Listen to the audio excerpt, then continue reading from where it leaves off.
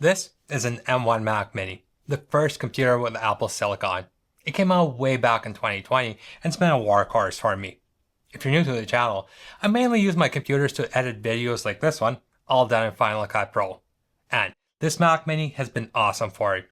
It's a base model, I'm pretty sure that's all you can get back then, but I did upgrade to 16 gigabytes of memory. That was my only upgrade. And honestly, I really haven't felt a need for a newer model. So when the M2s came out, I didn't even entertain the idea. It can be a little bit slow at times, but not slow enough to make me want to buy a new one. Until the M4 Mac Minis came out. The way everyone was talking about these, this was an update as big as when Apple switched from Intel to their own chips. And I think every 4 years or so is a reasonable time period for updating the computer, especially cheap ones like Mac Minis. So what I'm going to do today is compare real-life performance of both of these machines running Final Cut Pro and tell you whether I think it's worth upgrading. I'm not going to show you any benchmarks or any other superficial specs, just real-life performance.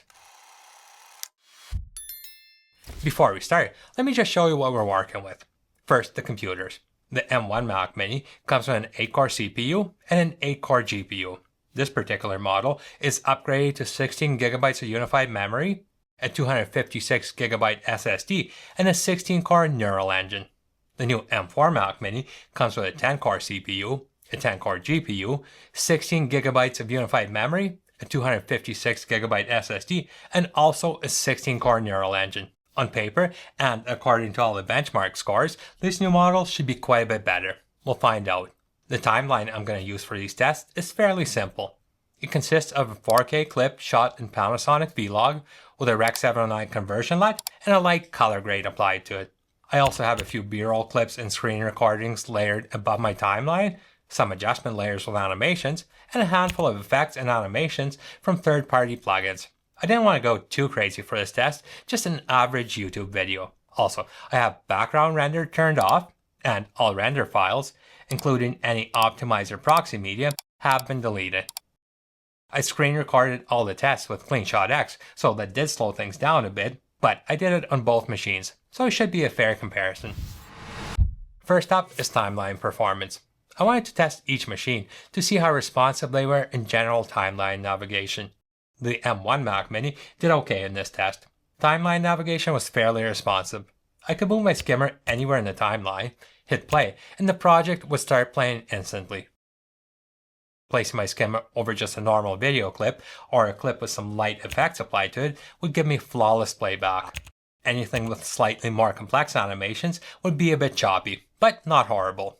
This is to be expected from a 4-year-old chip in an unrendered timeline. The M4 Mac Mini did slightly better on this test, but not much.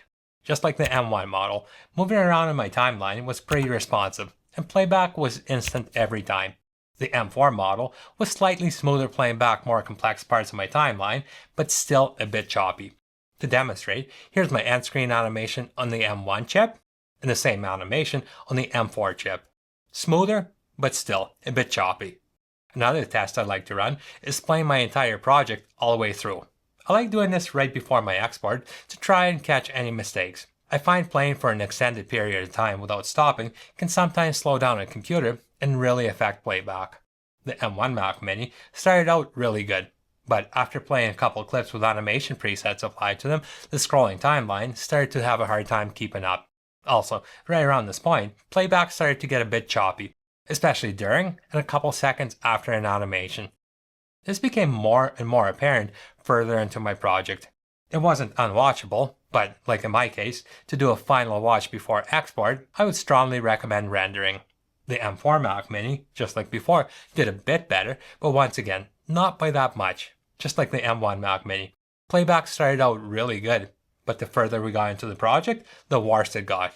One thing I did notice is anytime I had a video clip with no effects applied to it as a top layer, both playback and the scrolling timeline would quickly catch up.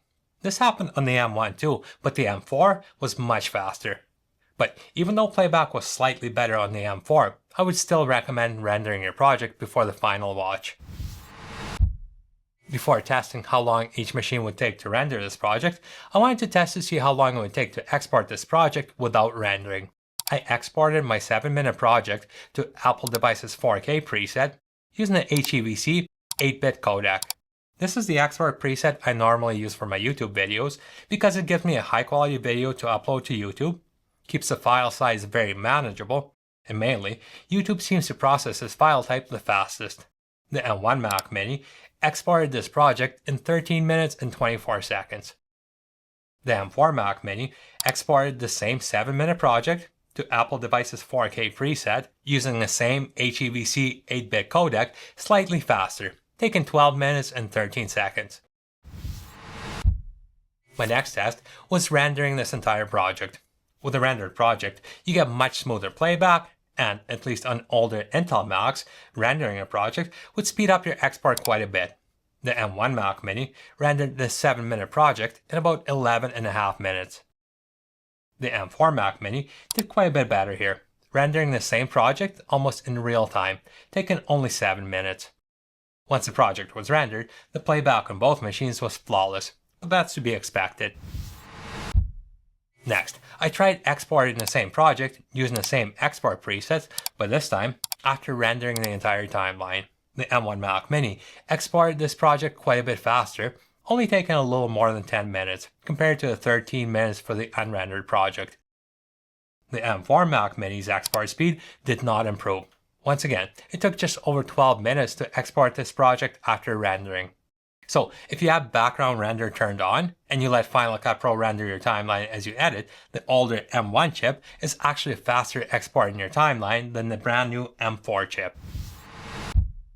Now, both these computers have a 16-core neural engine, so I wanted to test this to see if there's any difference between the two. Final Cut Pro uses a neural engine for machine learning features like smooth slow motion or the new magnetic mask.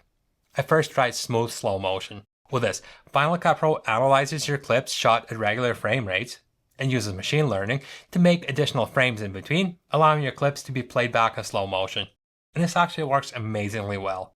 I tested this on a 7-second 4K clip shot at 24 frames per second, and I slowed it down to 25% of the original speed. The M1 Mac Mini took about 1 minute and 10 seconds to analyze this clip and make the additional frames. The M4 Mac Mini was about the same, analyzing the same clip in 1 minute and 9 seconds. Without rendering, playback was pretty choppy on both these machines. Now, I found the time it takes to analyze a clip for smooth slow motion varies a lot depending on the clip itself. So, depending on the clip you use this on, this can be quite a bit slower or quite a bit faster, but both machines should still be around the same. And last, I wanted to test the new magnetic mask effect. With this mask, you select your subject, and Final Cut Pro automatically tracks and rotoscopes it. The M1 Mac Mini was actually pretty fast with this, analyzing and rotoscoping my 10-second clip in about 37 seconds. And playback after rotoscoping was buttery smooth. My M4 Mac Mini struggled here, taking over 5 minutes to perform the same task. This is quite a bit longer, but from previous experience, I know that screen recording can significantly affect this task. And I was right. Analyzing and rotoscoping the same clip without screen recording only took about 20 seconds. With the M1 Mac Mini, screen recording did not affect this time at all. Both took about 37 seconds. I'm not sure why, but recording your screen while trying to use a magnetic mask really slows down the M4 Mac Mini. I had really high hopes and expectations for this M4 Mac Mini, and honestly, I'm pretty disappointed. In most tasks in Final Cut Pro, it barely outperforms the 4-year-old M1 Mac Mini, sometimes being even slower. I'm not sure about other software, but if like me, you use your Mac mainly to edit videos in Final Cut Pro, I wouldn't recommend upgrading. I know these are cheap, but still, I don't think it's worth it. The M4 Pro Mac Mini, on the other hand, is a completely different story. I did a comparison video and compared this M4 Mac Mini with an M4 Pro Mac Mini, and the results were drastically different. Click here to watch it, and I'll see you over there.